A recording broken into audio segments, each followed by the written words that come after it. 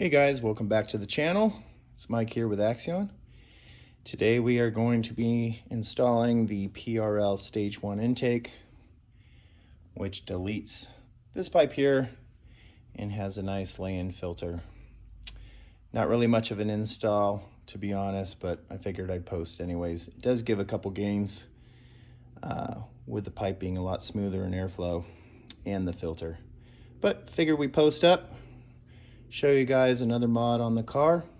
Let's see how it goes.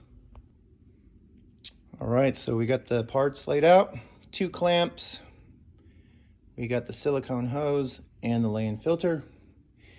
And like I always tell my customers, make sure you have the right parts before you get installing, because there's nothing worse than taking everything apart and there's something missing and then you got to put it all back together. So yeah, let's get going. All right, so we got this out. You can see it's not perfect airflow, so it disrupts the airflow.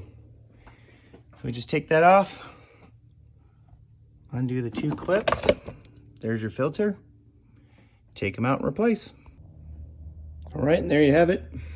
Probably took 5 minutes. Easiest install you'll ever do. And yeah, you should notice a little bit better throttle response and just slightly louder from the better filter.